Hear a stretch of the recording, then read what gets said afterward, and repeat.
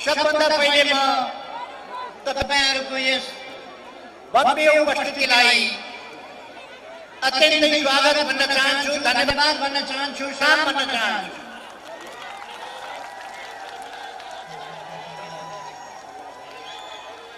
अस्ति 3 दिन अगाडि मात्रै देशभरिबाट मान्छे जम्मा गरेर अलिकति मान्छे देखेपछि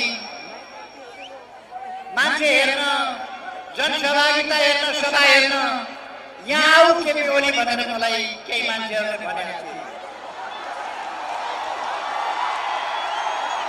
आज म देशभरिको होइन, लुम्बिनी प्रदेशको यो बुटवलमा आयोजित सभा हेर्न आउनका लागि म उहाँलाई आग्रह गर्न चाहन्छु। हाम्रो जनसमर्थन कस्तो हुन्छ, हाम्रो जनसहभागिता कस्तो हुन्छ, तपाईहरुले यसको जवाब दिनुभएको। यो सभास्थलमा मात्रै होइन, यो विशाल चौरमा मात्रै होइन, मेरो दाहिनेपट्टि नदेखिने गरी टाढासम्म सडकभरि जनसमुदायको उपस्थिति छ। मेरो देब्रेपट्टि त्यसै गरी विशाल जनसमुदाय तार जानेभन्दा बाहिर सडकहरूमा छ। म आउँदा देखेँ मैले कार्यक्रम स्थलमा अट्ने ठाउँ नभएर, पस्ने ठाउँ नपाएर बाहिर बाहिर सडकहरूमा कार्यक्रम सुनेर बसिरहनु भएका दाजुभाइ दिदीबहिनीहरू दशौं हजारको संख्यामा। तपाईहरुको यस जागरणलाई सलाम भन्न चाहन्छु, यस उपस्थितिलाई सलाम भन्न चाहन्छु, यो देश बनाउने प्रतिबद्धतालाई सलाम भन्न चाहन्छु। अस्थिरताका विरुद्ध तपाईहरुले दिएको जवाब, स्थिरताको पक्षमा तपाईहरुले दिएको जवाब र आउँदो चुनावको स्वागत गर्न तपाईहरुले व्यक्त गरेको अभिमतलाई सलाम भन्न चाहन्छु।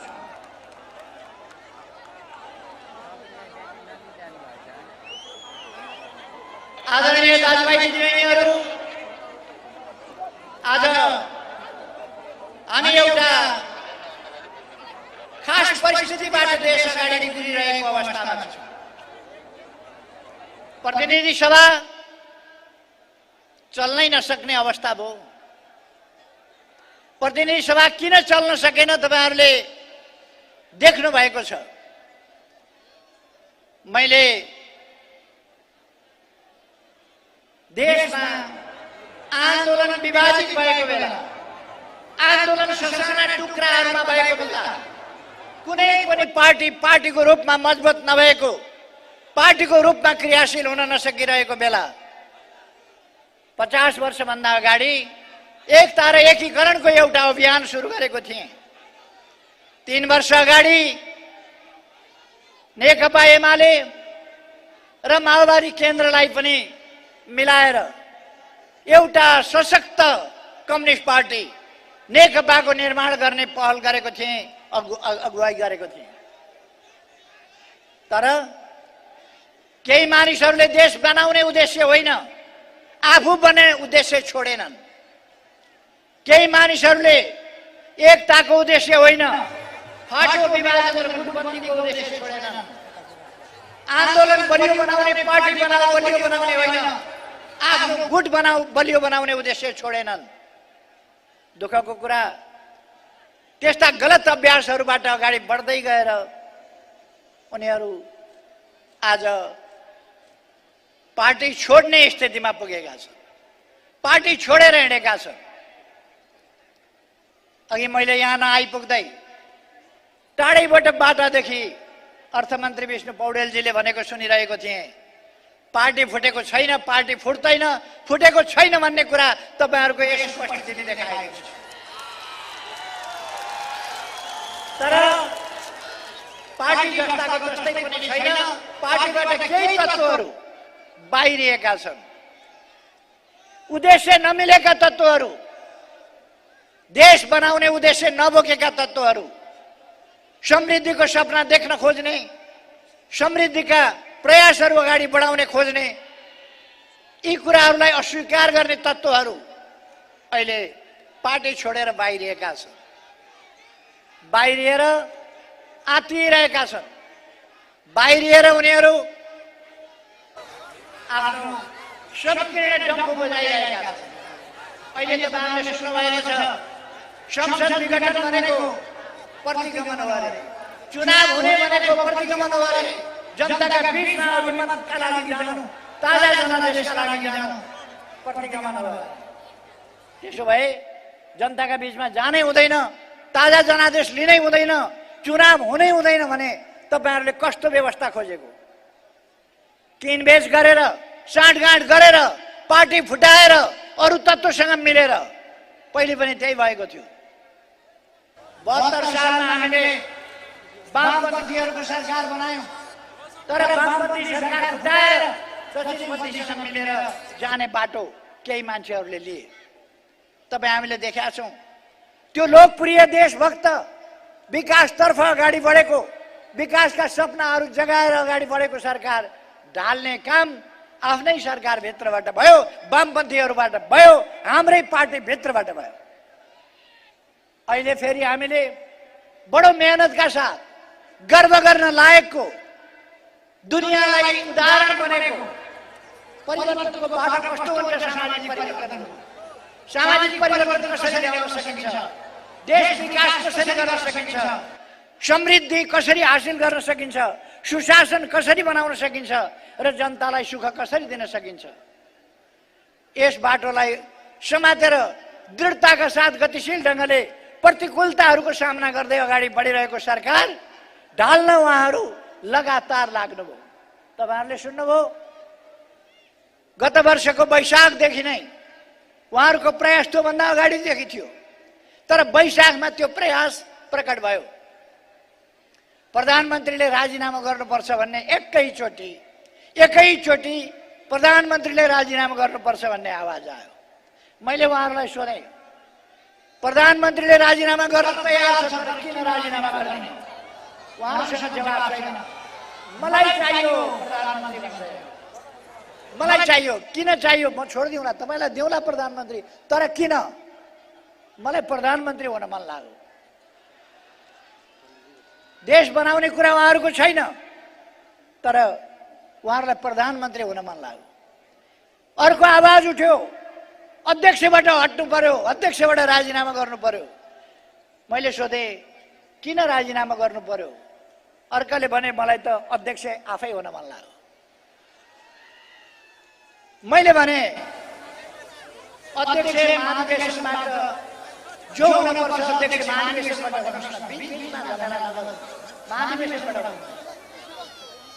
उदाहरण हुँदैन, नक्दा नक्दी चाहिन्छ, हाताहाती के का लागि? देश बनाउन होइन, देशको स्वाभिमान उठाउन होइन।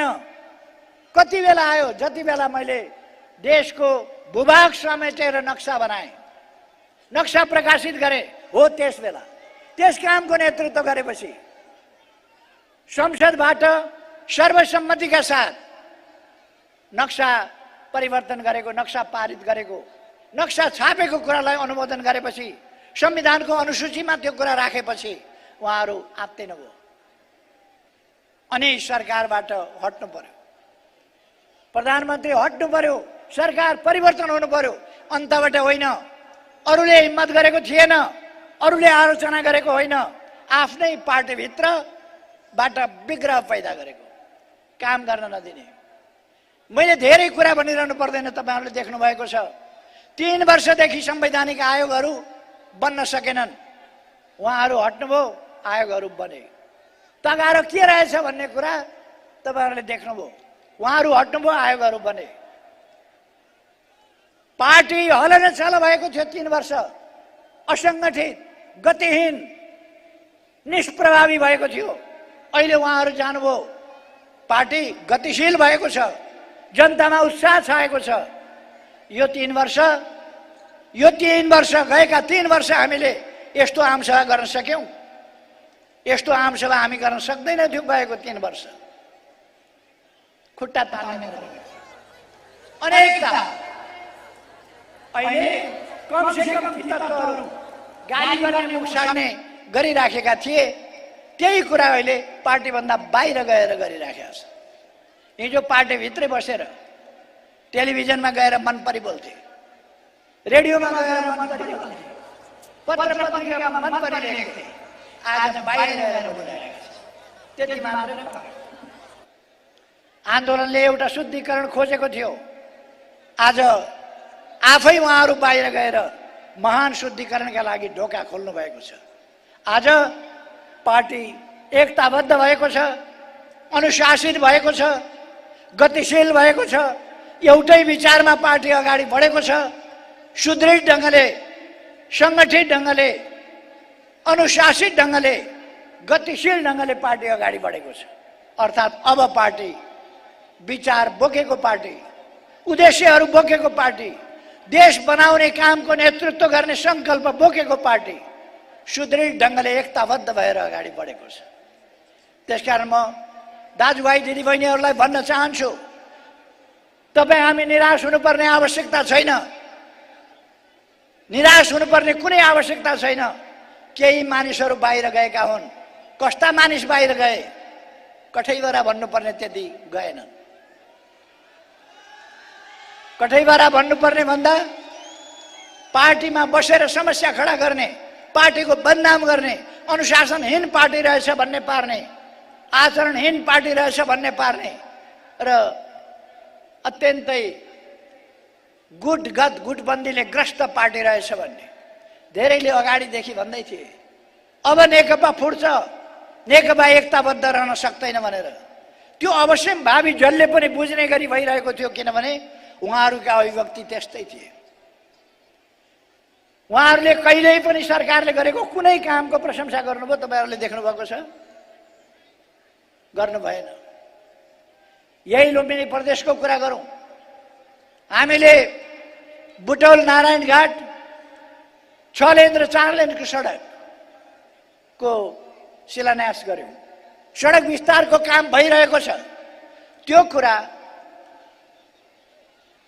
धेरै नेताहरूलाई थाहा भएन, उहाँहरू बोल्न चाहनुहुन्न, उहाँहरू भन्न चाहनुहुन्न, त्यो उच्चारण गर्न चाहनुहुन्न। भैरवामा लुम्बिनी अन्तर्राष्ट्रिय विमानस्थल लगभग तयारीको हालतमा छ, त्यो कुरा उहाँहरू देख्नुहुन्न। यहाँ एयरपोर्टबाट लुम्बिनी कपिलवस्तु बाटो 4 लेनको बनिरहेको छ, त्यो बाटो उहाँहरू बनेको देख्नुहुन्न। भेरी बबई डाइभर्सन बन्दै गरेको उहाँहरू देख्नुहुन्न। अघि भर्खर साथीहरूले राखिसक्नु भएको छ। विभिन्न आयोजनाहरू अगाडि बढेका छन्, त्यो कुरा उहाँहरू देख्नुहुन्न। जे काम भएका छन् त्यो देख्नुहुन्न। लुम्बिनीलाई हामीले नयाँ स्वरूपमा अगाडि बढाएका छौँ। 3000 को सभास्थल हामीले 3 वर्ष अगाडि तत्कालै 37 दिनमा तयार गरेर सभा हलभित्र सभा गर्यौँ। अहिले 5000 क्षमताको सभा हल, ध्यान केन्द्र लुम्बिनीमा निर्माण भएको छ। तपाईँ हामीले देखेका छौँ। त्यो कुरा उहाँहरू देख्नुहुन्न, त्यो भन्न चाहनुहुन्न, त्यो भन्ने हिम्मत छैन, त्यति स्वीकार्ने पनि हिम्मत छैन उहाँहरूसँग। यहाँ बुटवलबाट भैरवा बुटवल हुँदै पोखरा जाने पुरानो पृथ्वीराज के सिद्धार्थ राजमार्ग डबल लेनको बनाउने हाम्रो योजना हो। कालीगण्डकी करिडर त्यो योजना हो। अर्थात् पूर्वी रुकुमको उत्तर सिस्नेको फेदबाट मर्चवारसम्म, सुस्तादेखि लिएर राजापुरसम्म सबै ठाउँका विभिन्न विकासका आयोजनाहरू, चाहे तपाईँ उलाकी राजमार्गका कुरा गर्नुहोस्, चाहे कृषिका आधुनिकीकरणका कुरा गर्नुहोस्, चाहे लुम्बिनीको टाङ्गेले तयार गरेको गुरु योजना 2 वर्षभित्र हामी पुरा गर्दैछौँ, कहिले पनि पुरा भएको थिएन। त्यसै गरेर रामनगर एउटा मात्रै यस्तो ठाउँ हो जहाँ बुद्धको अस्तु उत्खनन नगरिएको नछोइएको उति बेलाकै पवित्र अस्तु राममा राखिएको छ। अन्यत्र श्रीलङ्कामा निकालेर प्रदर्शनका लागि राखिएको छ। त्यसै गरेर हामीले स्वयम्भूमा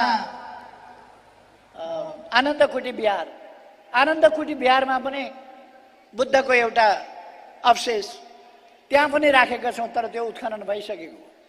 नवलपरासीको रामग्राममा उत्खनन नभएको बुद्धको अस्तु अहिले पनि छ। सबभन्दा पवित्र सियानमा भएको त्यो पनि उद्घाटन गरेर बाहिर राखिएको छ।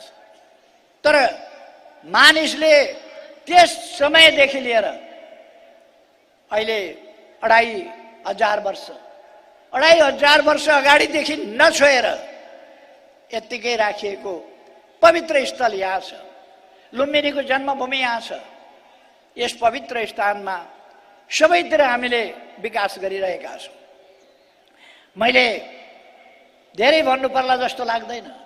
यो भूमि, यो भूभाग अत्यन्तै पुरानो इतिहास, हाम्रो सभ्यताको इतिहास भएको रामापितै कसको बङ्गारोदेखि लिएर हामीले यदि शैव सभ्यताको पुराना कुरा गर्यौँ भने अथवा त्यसपछि मान्छेको ज्ञानको सुरुवातका कुरा कपिल मुनि आश्रम आदिदेखिका कुरा गर्यौँ भने, कपिल मुनिका कुरा गर्यौँ भने, कपिल वस्तुका कपिल मुनि जसले सांख्य दर्शनको सुरुवात गर्नुभयो, जसले शिव दर्शनबाट सुरु भएको, शैव सभ्यताबाट सुरु भएको योगको उत्थान गर्नुभयो।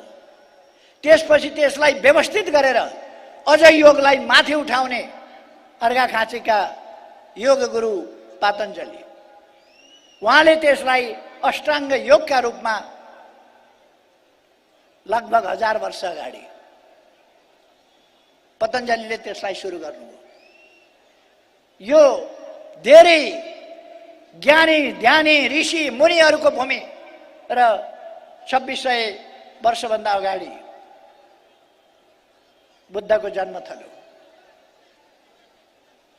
यस प्रकारको भूमि, यस भूमिलाई अब हामी तीव्रताका साथ विकासमा लाँदैछौँ, विकास गर्दैछौँ। त्यो विकासका अनेक, अघि भर्खर मुख्यमन्त्री शङ्कर पोखरेलजीले भन्नुभयो, यस प्रदेशका मुख्यमन्त्रीले, अरू मन्त्रीजीहरूले भन्नुभयो, अर्थमन्त्रीजीले त्यस विषयमा प्रकाश पार्नुभयो। वास्तवमा विकासका प्रयासहरू यसरी हामी अगाडि बढाइरहेका छौँ। यहाँको सिँचाइका लागि हामीले नौमुरे बहुद्देश्य जलविद्युत आयोजनाबाट कपिल वस्तुको सिँचाइको कुरा गरिरहेका छौँ। त्यसै गरेर कालीबाट काली तिनाउको सिँचाइको कुरा गरिरहेका छौँ। त्यसै गरेर माडी र दाङको सिँचाइको कुरा गरिरहेका छौँ, माडी डाइभर्सनबाट। यहाँबाट पूर्वतिर बाटो चौडा गर्ने, पूर्व पश्चिम राजमार्गलाई चौडा गर्ने काम हामीले शिलान्यास गरिसक्यौँ। अब यहाँबाट कोलपुरतिर फेरि 6 लेन 4 लेन, जङ्गल क्षेत्रको अलिक सानो हुन्छ र बाहिरको अलिक ठुलो हुन्छ। त्यस प्रकारले हामी निर्माण गर्ने अभियानलाई अगाडि बढाइरहेका छौँ। भर्खरै मात्रै हामीले यही बुटौलबाट माथि बसन्तपुर डाँडासम्म जाने केबल कारको शिलान्यास गर्यौँ। 1 वर्षभित्र त्यो केबल कार तयार भइसक्छ र अर्को वर्षको फागुन 1 गते यहाँबाट हामी केबल कार चढेर बसन्तपुरको शीतल टाकुरामा पुग्न सक्छौँ। त्यो सुविधा र त्यो पर्यटनको अवसर, यस्ता अनेक अवसरहरू हामीलाई प्राप्त भइरहेका छन्। हामीले अनेक क्षेत्रहरूमा विकासका कामहरू, शिक्षाका क्षेत्रका कामहरू, स्वास्थ्यका क्षेत्रका कामहरू अगाडि बढाइराखेका छौँ।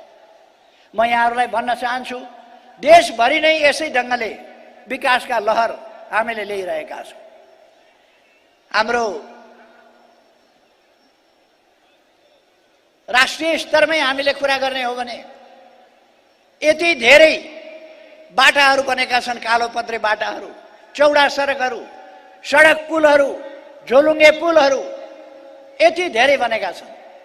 यस देशमा 10 किलोमिटर वर्षको हिसाबले कालोपत्रे बाटो बन्ने गर्थ्यो कहिले कहिले।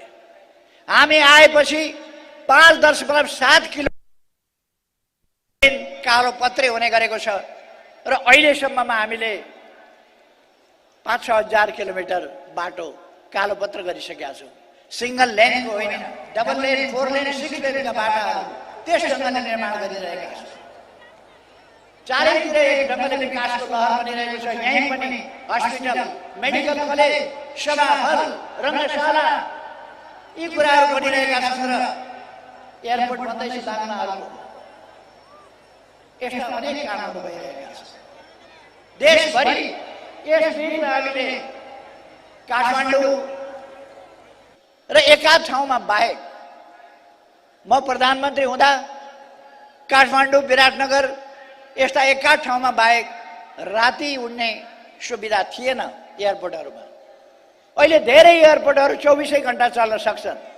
भद्रपुरदेखि, विराटनगरदेखि, जनकपुरदेखि, धनगढीसम्मका, सुर्खेतदेखि, सिमरादेखि अनेक एयरपोर्टहरू राति पनि चल्ने भएका छन्। पोखरा एयरपोर्ट तयार हुँदैछ।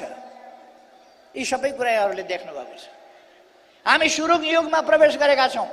मैले गत वर्ष भनेको थिएँ अब हामी सुरुङ युगमा प्रवेश गर्छौँ भनेर। अहिले काठमाडौँबाट नौबिसे सुरुङ निर्माण भइरहेको छ। अब काठमाडौँबाट रसुवा जानका लागि 2टा सुरुङ निर्माण हुने त्यो चरणमा छन्, सर्वे भइरहेको छ। त्यसै गरी फास्ट ट्र्याक काठमाडौँ तराई जोड्ने बाटा, चौडा बाटो बनाइरहेछ फास्ट ट्र्याक, त्यसमा 2टा लामा लामा सुरुङहरू त्यसको निर्माण हुन लागिरहेको छ। सिद्धबाबा सुरुङ मैले भनिरहनु पर्दैन, गत वर्षदेखि नै हामीले बजेट छुट्याएका छौँ, योजनामा पारेका छौँ र अब काम सुरु हुँदैछ। त्यसर्थ म यहाँहरूलाई भन्न चाहन्छु, हाम्रो उद्देश्य अरू केही होइन।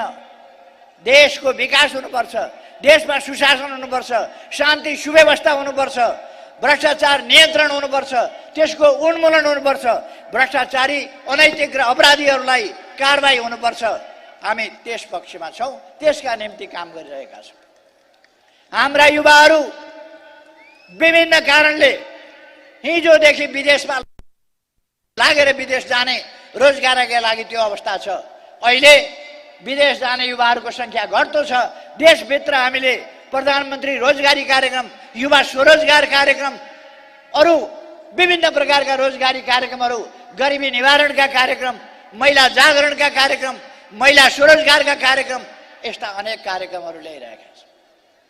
हामीले सडकहरू मात्र बालबालिका हुन नपरोस्, अभिभावकविहीन बालबालिका हुन नपरोस् भनेर, सडकमा कोही पनि मानिस अलपत्र परेर बस्न नपरोस्, बेसहारा भएर सडकमा अलपत्र हुन नपरोस् भनेर, कसैले पनि भिख मागेर टोकरी थापेर हिँड्न पर्ने अवस्था नहोस् भनेर, त्यसका लागि सरकार छ। बालबालिकाको अभिभावक, जसको अभिभावक छैन त्यसको अभिभावक सरकार छ।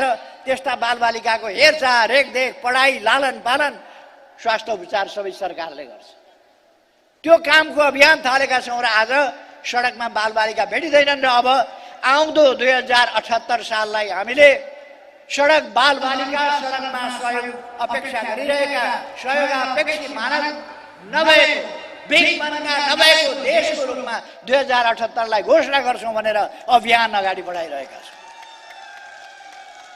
हामी विभिन्न सङ्घ संस्थाहरू, सामाजिक संस्थाहरू, परोपकारी संस्थाहरूसँग, मानव सेवा जस्ता, मानव सेवा आश्रम जस्ता संस्थाहरू, अरू अनेक संस्थाहरू, त्यस्ताहरूसँग मिलेर यस्ता काम गरिरहेका छौँ। हामी एड्स संस्थाहरू, ज्येष्ठ नागरिकहरूको हेरविचार गर्ने संस्थाहरू, बालबालिकाको हेरविचार गर्ने संस्थाहरूलाई सरकारले सहयोग पुर्याइरहेको छ। अर्थात् सरकारको ध्यान जनताका समस्यामा छ, जनताका समस्या समाधान गर्ने कुरामा छ। जो समस्याग्रस्त छन् तिनका लागि सरकार छ। यस देशमा कोही भोकै पर्दैन, कोही भोकले मर्दैन भन्ने हामीले नारा दिएका छौँ र त्यो नारा हामीले व्यवहारमा कार्यान्वयन गरेका छौँ। यस देशमा शीतलहरले कठाङ्ग्रिएर कोही मर्दैन, पहाडमा हिमालमा जाडोले कठाङ्ग्रिएर कोही मर्दैन, मर्न पर्दैन। पहाडमा हामी ज्याकेट बाँड्छौँ, तराईमा कम्बलहरू बाँड्छौँ, तर त्यसरी मर्न दिँदैनौँ। लामखुट्टेले टोकेर मर्न दिँदैनौँ, झुलको व्यवस्था गर्छौँ, अरू प्रकारका व्यवस्था गर्छौँ। लामखुट्टे विरोधी लामखुट्टेले टोकेर मर्न दिँदैनौँ। देख्दा ससाना कुरा जस्तो लाग्छ, तर आज मानिसको मृत्यु दर घटेको छ, आयु लम्बिएको छ। यो ठुलो सफलता हो सामाजिक जीवनको क्षेत्रमा। हामीले ज्येष्ठ नागरिक भत्ता 100 महिनाको 100 रुपियाँबाट सुरु गरेका थियौँ, आज दिनको 100 रुपियाँ पुर्याएका छौँ। हामीले सुरु गर्दा महिनाको 100बाट सुरु गरेका थियौँ, अहिले दिनको 100 रुपियाँ प्राप्त गर्छन् ज्येष्ठ नागरिकहरूले। ज्येष्ठ नागरिकहरूलाई दिइने भत्ता त्यसको क्षेत्र वृद्धि गरेर अशक्त, असहाय, अपाङ्गता भएका व्यक्तिहरू योसम्म पुर्याइएको छ। अर्थात् सामाजिक सुरक्षाका क्षेत्रमा हामीले उल्लेखनीय कामहरू गरेका छौँ। सामाजिक सुरक्षाका क्षेत्रमा हामीले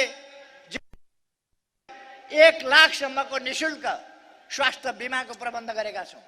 स्वास्थ्य बिमा खोल्नका लागि, बिमाको खाता खोल्नका लागि ज्येष्ठ नागरिकले पैसा तिर्नु पर्दैन, आफै स्वतः बिमित हुने 100 रुपियाँबाट खाता खोल्छ, त्यो खाता सरकारले खोलिदिने, त्यसको प्रबन्ध गरेको छ। अर्थात् अहिले सामाजिक सुरक्षाको दायरा विभिन्न ढङ्गले बढेको छ र हामीले औपचारिक क्षेत्र मात्रै होइन, अनौपचारिक क्षेत्रका श्रमजीवीहरू, मजदुरहरू, कर्मचारीहरू समेतलाई योगदानका आधारमा सामाजिक सुरक्षाको नारा दिएका छौँ र त्यो व्यवहारमा लागू गरेका छौँ। अहिले भर्खरै हामीले निर्णय गरेका छौँ सबै ठाउँमा 4G सेवा पुर्याउने। अब विद्यालयहरूमा हामी ल्यापटप, कम्प्युटरहरू पुर्याउँछौँ र टेलिभिजनको माध्यमबाट काठमाडौँका गुणस्तरीय विद्यालयको उत्कृष्ट शिक्षा प्रणाली त्यो सोझै विद्यालयमा हामी यस मार्फत पुर्याउँछौँ। 4G सेवा लगायत हामीले नागरिक एप्सबाट अब भ्रष्टाचार पनि कन्ट्रोल हुने र जनतालाई सुविधा पनि पुग्ने। अब तपाईले लाइसेन्स नवीकरण गर्नका लागि अड्डामा पुग्नु पर्दैन, तपाईले भूमि कर तिर्नका लागि अड्डामा पुग्नु पर्दैन, कुनै चीज काम गर्नका लागि अड्डामा पुग्नु पर्दैन। त्यो तपाईले घरबाटै पेमेन्टको सिस्टम नागरिक एप्सबाट गर्न सक्नुहुन्छ। यस्तै गरेर हामीले अरू प्रकारका डिजिटल नेपालको नारा लगाएका छौँ। डिजिटल नेपाललाई सार्थक पार्नका लागि अप्टिकल फाइबर्स उठाइरहेका छौँ। अहिले 68 जिल्लामा हामीले 4G सेवा पुर्याइसकेका छौँ। अब केही जिल्ला तुरुन्तै 4G सेवा हामी उपलब्ध गराउँदैछौँ। सबै ठाउँमा 4G सेवा भन्ने नेपालमा सुनेको पनि थिएन, कसैले नसुनेको कुरा हामीले सुरु गरेका छौँ। यस्ता सामाजिक सुधारका कुराहरू, जनतासँग सम्बन्धित कुराहरू, जनतालाई छुने कुराहरू, पुस्तकमा लागेको कर घटाउनु पर्यो भन्ने माग आयो, हामीले पुस्तकमा लाग्ने कर घटायौँ। कच्चा पदार्थ हामीले आयात गर्दा त्यसमा कर घटाउनु पर्यो भन्ने कुरा आयो, हामीले त्यसलाई घटायौँ। जनतालाई मर्का पर्ने, हाम्रो उत्पादनलाई असर पार्ने त्यस्ता कुराहरू हामी हुन दिँदैनौँ। हामी बिस्तारै राष्ट्रिय क्षेत्रमा रोजगारीका अवसरहरू वृद्धि गर्ने, उत्पादन वृद्धि गर्ने, उत्पादकत्व वृद्धि गर्ने, यो कृषि क्षेत्र, कृषिको आधुनिकीकरण, व्यावसायिकीकरण मार्फत म जो किसानहरू नयाँ ढङ्गले, रचनात्मक ढङ्गले विभिन्न आधुनिक कृषि प्रणालीमा आबद्ध हुँदै हुनुहुन्छ, सुरुवात गर्दै हुनुहुन्छ, तरकारी खेती होस्, फलफुल खेती होस्, दामी बोट बिरुवाहरू आउन् अथवा अरू प्रकारका फलफुल खेतीहरू आउन्, यी कुराहरूका लागि म उहाँहरूलाई धन्यवाद भन्न चाहन्छु। दलले नयाँ ढङ्गले खेती गर्न चाहिरहनु भएको छ, नयाँ ढङ्गले खेती अगाडि बढाइरहनु भएको छ। हामी सबै मिलेर हामीले हाम्रो देश बनाउने हो। हामी पूर्वाधारका क्षेत्रमा, हवाई यातायातको क्षेत्र होस्, बाटाको क्षेत्र होस्, जलमार्गको क्षेत्र होस्, अहिले मैले पानी जहाजको कुरा गरेँ। पानी जहाजको कुरा गर्ने बित्तिकै केही मानिसहरूले उडाए, तर त्यो कुरा उडाए पनि हाम्रा युवाहरूले गण्डकी र कोशीमा आफैले स्टिमरहरू चलाउन थाले। एउटा नयाँ चेतनाले कस्तो लहर ल्याउँदो रहेछ, नयाँ लहर आएको छ। आज देशमा केही ठाउँमा सुनिन्छ धेरै डोजर चले, धेरै बाटा बने, अलिक बढी पनि खोलियो होला, बढी पनि खोतलियो होला, तर एउटा विकासका लागि बाटा आवश्यक छ भन्ने चेतना मानिसमा पुग्यो र बाटा निर्माण, सडकहरूको निर्माण, पुलहरूको निर्माणमा यति ऐतिहासिक तीव्रता आएको छ, त्यो मैले धेरै भन्नु पर्दैन। बाँकी विकास निर्माणको सम्बन्धमा हामीले यी 3 वर्षमा के गर्यौं? पर्सि 3 गते 11 बजेबाट लगभग 11 बजेदेखि मैले सिंहदरबारबाट 3 वर्षका कामहरूको समीक्षा गर्दैछु। साथीहरूले प्रत्यक्ष प्रसारणबाट त्यो हेर्न सक्नुहुनेछ। हामीले 3 वर्षमा के काम गर्यौं। 3 वर्ष हामी चुप लागेर बसेका छैनौं। हाम्रा विरोधी यत्तिकै आत्तिएका होइनन्, यत्तिकै हडबडाएका होइनन्। अहिले उनीहरू यति छटपटाउनु पर्ने कारण यत्तिकै होइन, हामीले असाधारण विकास गरेका छौं र उनीहरूले के सोचे भने यदि अहिले नै हामीलाई हटाइएन भने अरू केही वर्ष, सामान्यतया अरू 1.5-2 वर्ष सरकार चल्थ्यो, अरू 1.5-2 वर्ष यो सरकार चल्यो भने फेरि जनताका बीचमा जाँदा अरूका बाकस रित्तै हुन्छन्, खाली नेकपाको बाकस मात्रै भरिन्छ। त्यसकारण अहिले नै सरकार ढाल्नुपर्छ भन्ने देशी विदेशी प्रतिक्रियावादी षड्यन्त्रहरू अहिले यसरी जुमजुमाएर आएका हुन्। यत्तिकै होइन, खाली अनुहार नराम्रो लागेर मात्रै होइन, कामसँग डराएर हामी कहिल्यै पनि शिर निहुराउन जानेनौं। हाम्रो राष्ट्रियताको पक्षमा, स्वाधीनताको पक्षमा, समान हक अधिकार अन्तर्राष्ट्रिय तवरमा पनि हामीले भन्यौं। हामीले विशेष ढंगले हाम्रो देशको तटस्थ परराष्ट्र नीति, स्वाभिमानपूर्ण परराष्ट्र नीति, यी कुराहरूलाई अगाडि बढायौं। संयुक्त राष्ट्र संघदेखि लिएर अन्तर्राष्ट्रिय विभिन्न मञ्चहरूमा हामीले नेपालको दृष्टिकोण के हो भन्ने कुरा बडो खुलस्त, दृढतापूर्वक, स्वाभिमानका साथ राख्यौं। त्यस कुराले हामी दुनियाँमा, विश्वमा चिनिन थालेका छौं, सुनिन थालेका छौं र हामी प्रति मानिसको ध्यान आकर्षित हुन थालेको छ। पहिले नेपाललाई अन्तर्राष्ट्रिय मञ्चहरूमा साधारणतया बोलाउने पनि चलन थिएन। अहिले नेपालको उपस्थिति अन्तर्राष्ट्रिय मञ्चहरूमा एउटा आवश्यकता बनेको छ। तपाईहरुलाई बताऊं, डाभोसमा पहिलोपल्ट नेपालले प्रधानमन्त्री स्तरबाट निम्ता पायो, सहभागिता जनायो र त्यहाँ G20 को मिटिङमा, G20 भनेका विश्वका अर्थतन्त्रलाई प्रभावित गर्ने ठूला धनी 20वटा देशहरूको सम्मेलन, त्यो G20 को मिटिङमा नेपालको प्रधानमन्त्रीलाई पनि आमन्त्रण गरियो र त्यहाँ आफ्ना विचार राख्न भनियो।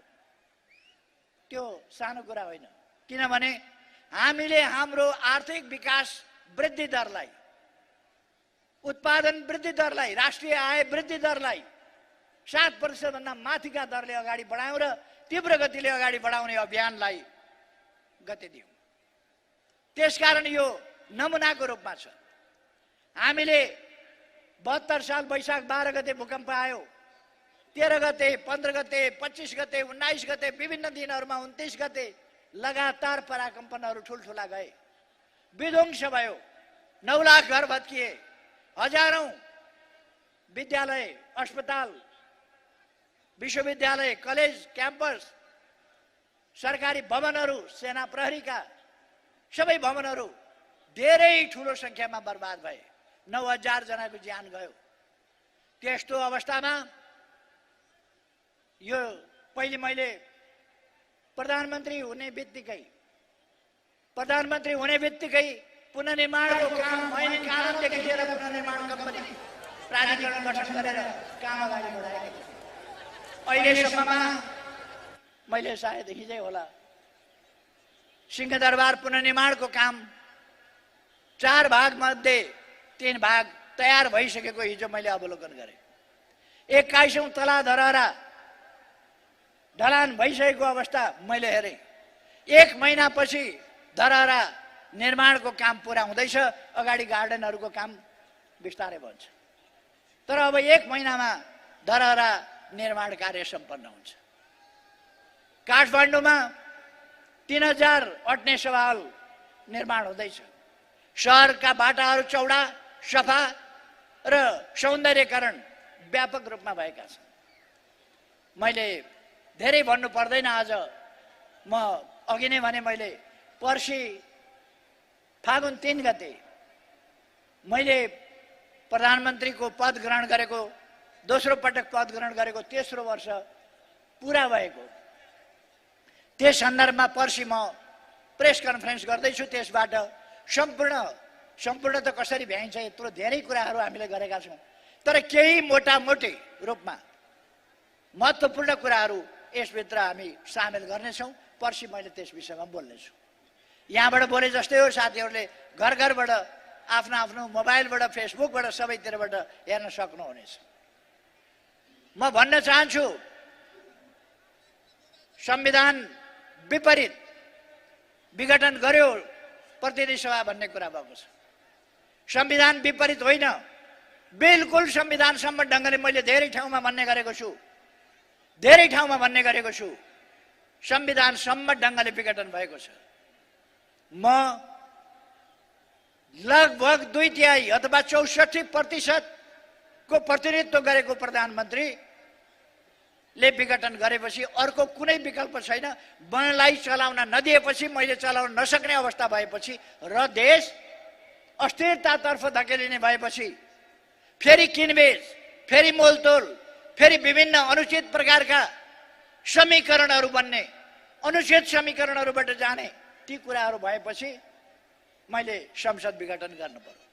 काम गर्न नदिने, अस्थिरतातर्फ लाने, लोकतान्त्रिक प्रणाली र प्रक्रिया चल्न नदिने, अलोकतान्त्रिक अस्वस्थ प्रक्रियातर्फ देशलाई धकेल्ने ती प्रयासहरू जब आफ्नै भित्रबाट हुन थाले, मैले बहुमतको प्रधानमन्त्रीको हिसाबले, एउटै पार्टीको बहुमत भएको प्रधानमन्त्रीको हिसाबले मैले संसद विघटन गर्नु पर्यो र त्यो संविधान सम्मत छ। संविधानको धारा 76 को 1 अनुसारको सरकारले संविधानको धारा 76 को उपधारा 7 बमोजिम विघटन गरिएको, धारा 85 ले भने अनुसार विघटन गरेको, प्रधानमन्त्रीको विशेषाधिकारको प्रयोग गरेर विघटन गरेको। त्यसकारण यो संविधान सम्मत छैन भन्ने कुरा निरर्थक छ। अब अदालतलाई दबाब दिने अनेक प्रकारका कामहरू भएका छन्। म भन्न चाहन्छु, देशलाई अस्थिरतातर्फ अदालतले फर्काउने छैन भन्ने मैले विश्वास लिएको छु। अस्थिरतातर्फ देशलाई फर्किन दिनु हुँदैन।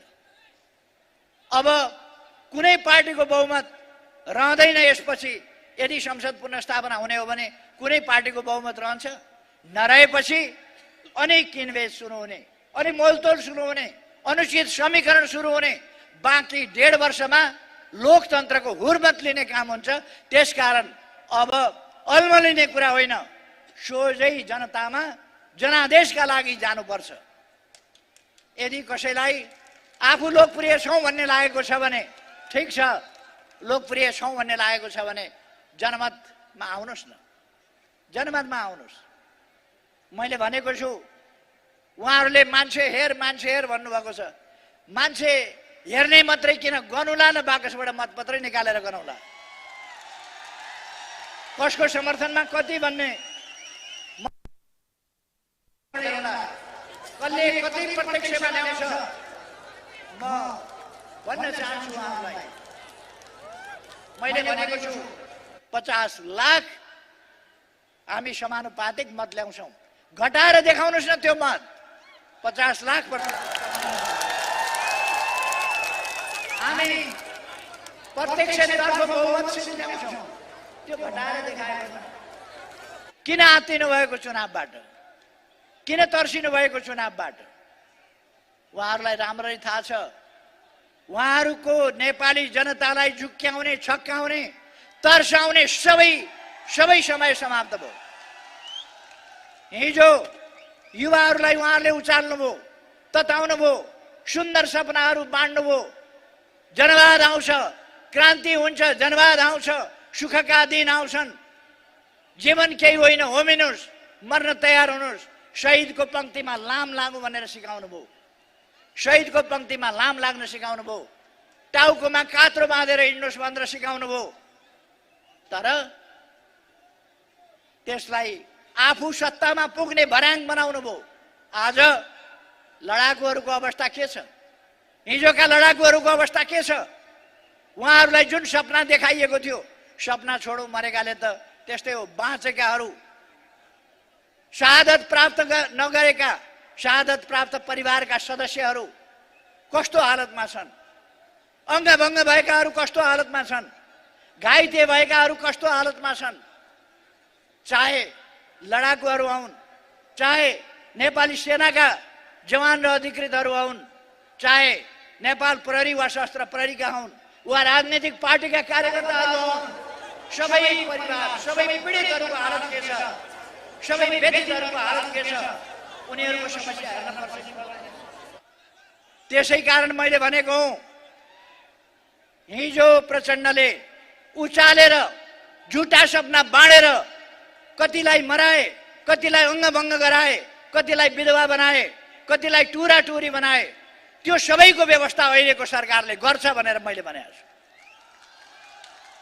घाइतेहरूलाई, लडाकुहरूलाई, पीडितहरूलाई, सबै प्रकारका पीडितलाई हामी सम्मान र परिचय पत्र, सम्मानपूर्ण ढङ्गले परिचय पत्र वितरण गर्छौँ।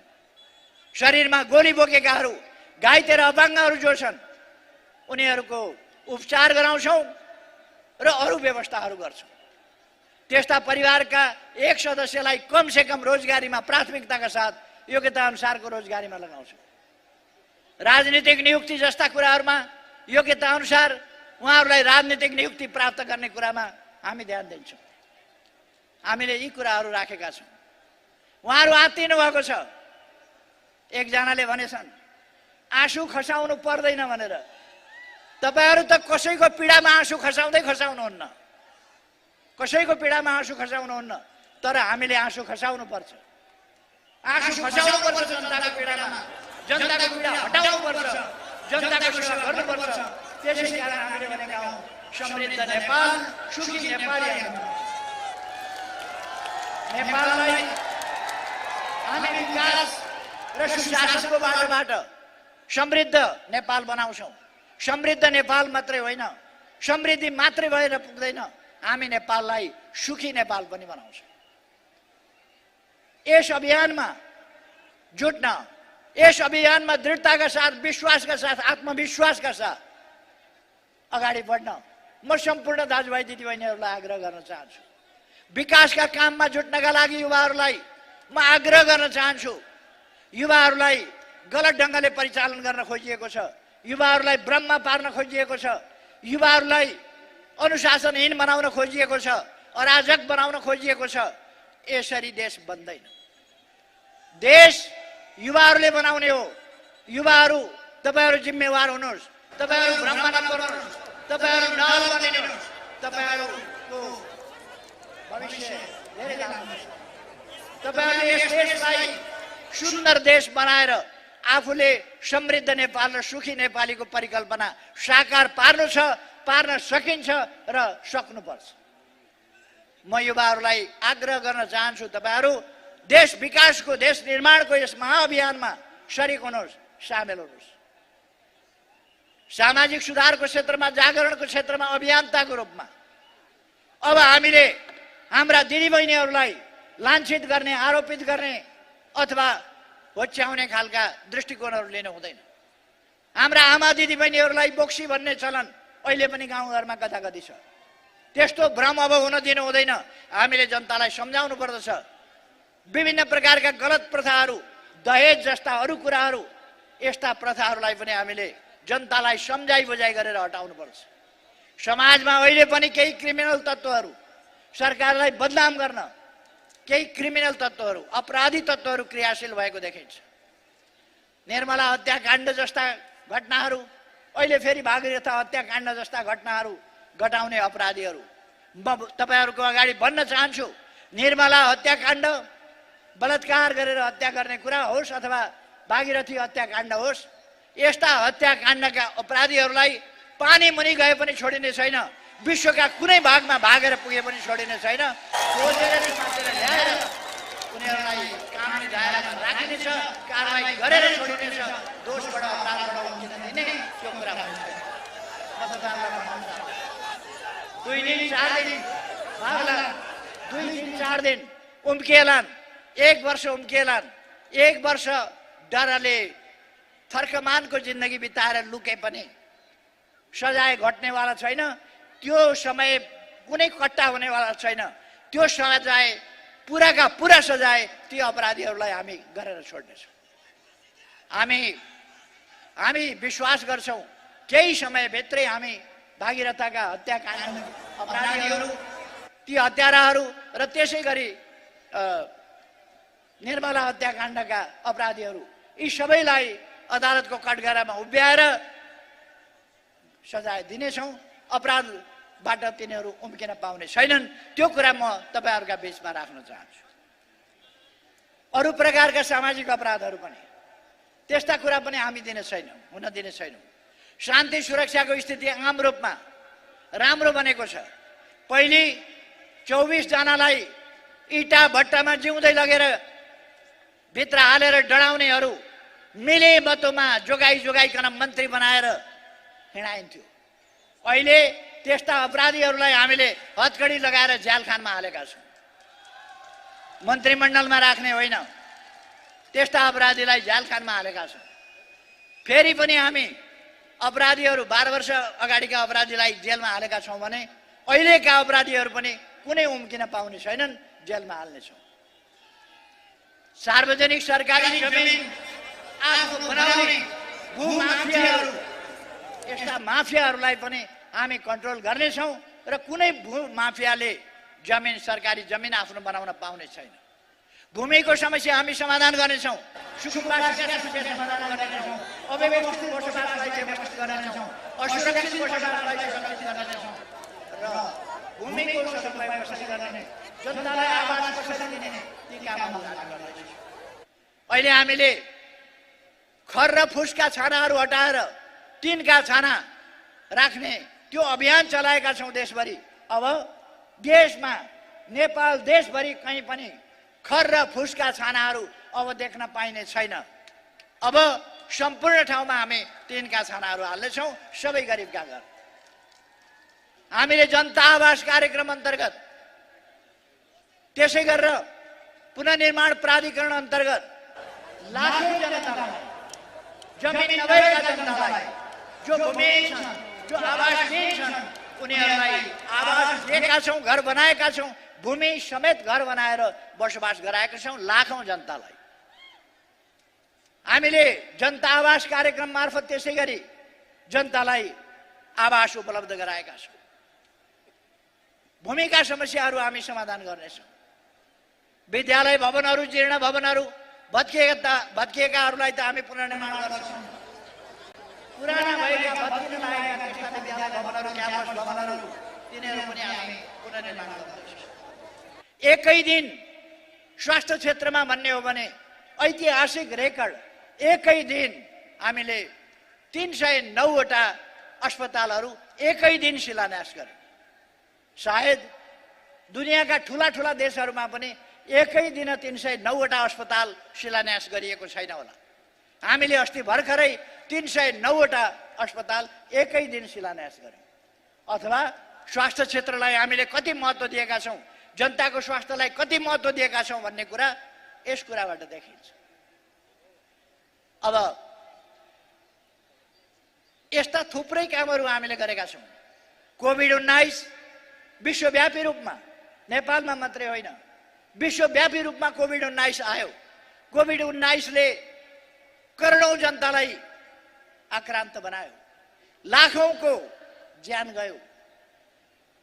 नेपालमा पनि कोभिड-19 आयो, तर त्यसलाई हामीले अत्यन्तै सावधानी साथ सुरुदेखि नियन्त्रण गर्यौं।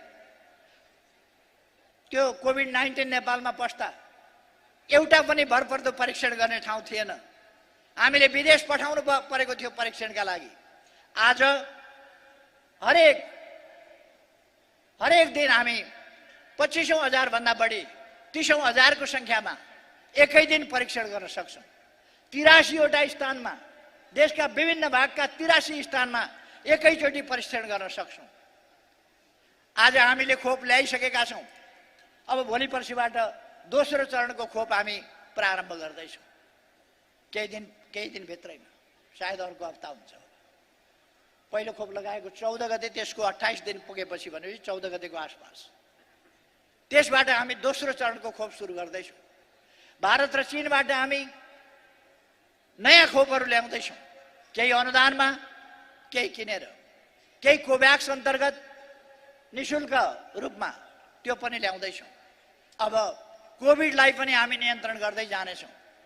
जबसम्म नियन्त्रण हुँदैन तबसम्म मास्क लगाउन, सामाजिक दूरी सकेसम्म कायम गर्न, सर्न नपाओस् भन्ने कुरामा ध्यान दिन, समय समयमा सफाइमा ध्यान दिन, यस्ता कुराहरूमा ध्यान दिनका लागि म दाजुभाइ दिदीबहिनीहरूलाई आग्रह गर्न चाहन्छु। कुनै लक्षण देखियो भने स्वाब परीक्षण गरिहाल्न, त्यसका लागि पनि म आग्रह गर्न चाहन्छु। यस प्रदेशको विकासको सन्दर्भमा मैले धेरै केही भनिरहनु पर्ला जस्तो लाग्दैन। हामी तिराउदेखि लिएर अनेक नदी नियन्त्रणका कामहरू, यी कामहरू गरिरहेका छौं, अगाडि बढाउँदैछौं। मैले धेरै समय लिइरहनु आवश्यक छ जस्तो लाग्दैन। तपाईहरुले यी सबै कुरा, मैले भनेका कुराहरू बुझ्नु भएको छ। हाम्रा विपक्षीहरू अरु केही पनि छैन उनीहरुसँग विषय, कुनै विषयको कुरा गर्दैनन् उनीहरू। राष्ट्रियताको कुरा गर्दैनन्, राष्ट्रिय स्वाधीनताको कुरा गर्दैनन्, स्वाधीनताको सही ढंगले प्रयोग कसरी गर्ने त्यो भन्दैनन्। हाम्रो नक्सा, हाम्रो भूमि गाभेर मिलाएर सामेल गरेर हामीले नक्सा छापेको कुरा, त्यसको उच्चारण गर्दैनन्। हामीले त्यसलाई संविधानमा अंग बनाएको उच्चारण गर्दैनन्।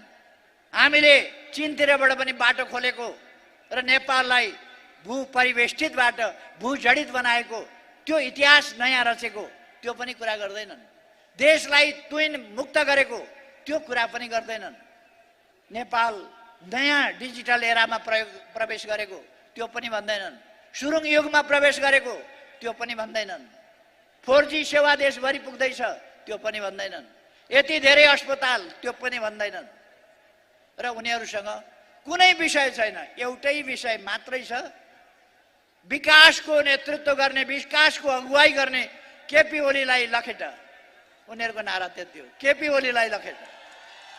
तपाईहरुले अस्तिका दिन उनीहरुले 28 गते सभापतिले भाषण गरे, उद्घोषकले भाषण गरे, 14-15 जना अरु वक्ताहरूले भाषण गरे लाइन लागेर। वहाँदेखिको लाइन, के को लाइन भनेको वक्ताहरूको लाइन। एउटा आउँछ बोल्छ, यता जान्छ, अर्को आउँछ बोल्छ, यता जान्छ। विषय के छ भन्दा गाली पुराण, गाली पुराण खण्ड 1, गाली पुराण खण्ड 2, गाली पुराण खण्ड 3, गाली पुराण खण्ड 4, 17 वटा गाली पुराणका खण्ड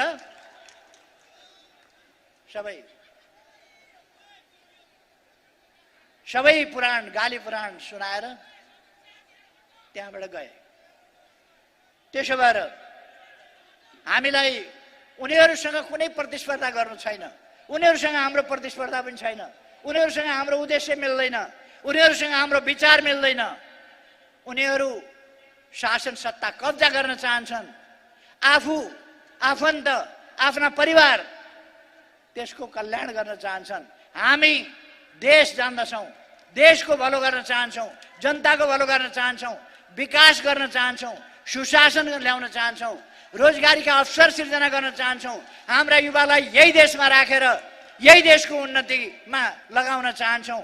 हाम्रा बालबालिकालाई राम्रो शिक्षा दिन चाहन्छौं। हाम्रा जनतालाई स्वस्थ निरोगी बनाउन चाहन्छौं। रोग लागिहाले अस्पताल उपचारको प्रबन्ध गराउन चाहन्छौं। यसरी हामी समृद्ध नेपाल र सुखी नेपाली बनाउन चाहन्छौं।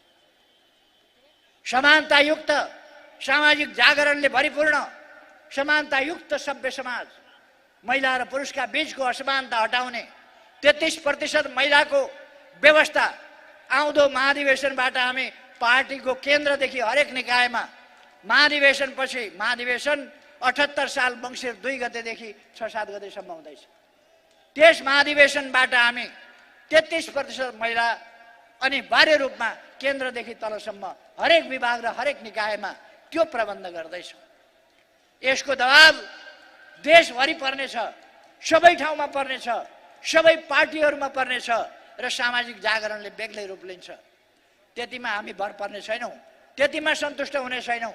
सामाजिक न्याय र समानताका सम्पूर्ण क्षेत्रहरू जबसम्म न्यायोचित स्तरमा पुग्दैनन् तबसम्म हाम्रो प्रयास अगाडि बढ्नेछ। तपाईहरुको विकासको आकांक्षा र तपाईहरुका विकासका चाहनाहरू प्रयासहरू सफलतापूर्वक अगाडि बढुन् भन्ने म शुभकामना भन्न चाहन्छु र यस प्रदेशको विकासको लागि, यस प्रदेशको सफलताको लागि, यस प्रदेशको उन्नतिको लागि हार्दिक शुभकामना भन्न चाहन्छु। तपाईहरुमा सबैमा सुस्वास्थ्य रहोस्, सबैमा भलो होस् भन्ने शुभकामना भन्न चाहन्छु। पुस्तकहरू विमोचन भएका छन्।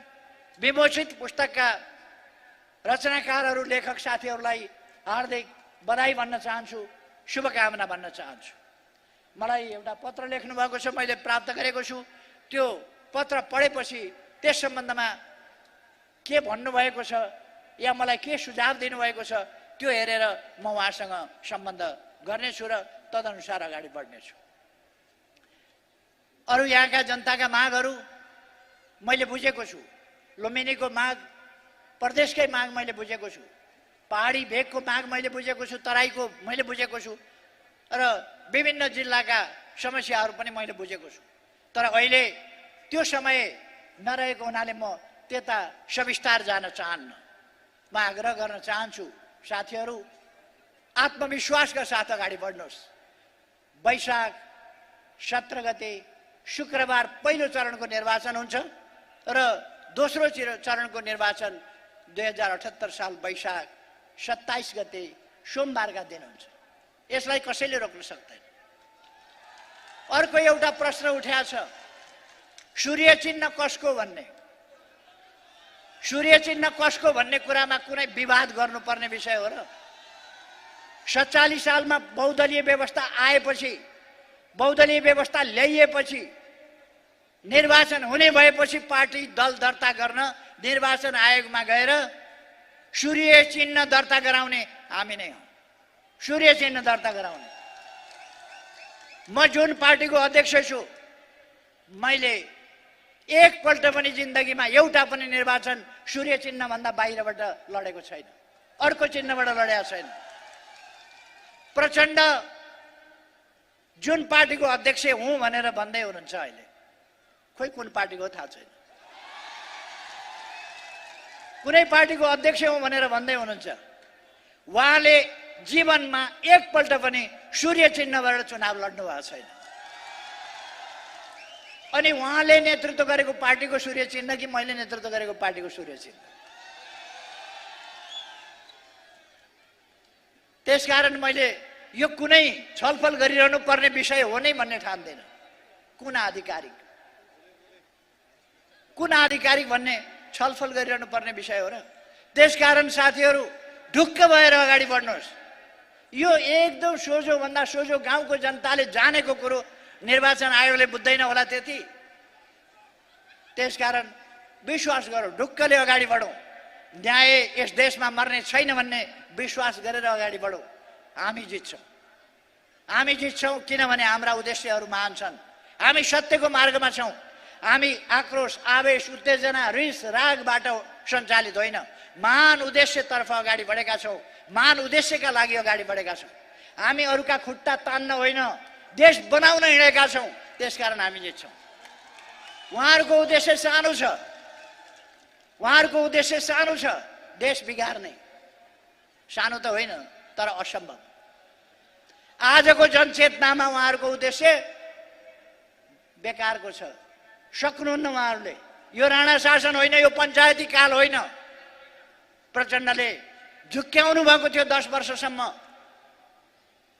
प्रचण्डले कस्तो गर्नुभएको थियो, एउटा गाउँ गाउँमा म सानो हुँदाखेरि आउँथ्यो एउटा बाक्सा लिएर, क्यामेरा जस्तो लिएर, अनि भन्थ्यो कलकत्ताका हावड़ा का पुल देखो, दिल्ली का कुतुब मीनार देखो, लाल किल्ला देखो, आगरा का ये देखो। उहाँले हाम्रा युवाहरूलाई त्यसै गर्नुभयो। क्रान्ति का सपना देखो, परिवर्तन का सपना देखो, समाजवाद का सपना देखो, मिली 10 पैसा गए। अब त्यो जमाना उहाँको गयो। उहाँले लाल किल्ला र कुतुब मीनार देखाउने, हावड़ा का पुल र ताजमहल आगराको देखाउने त्यो समय गयो।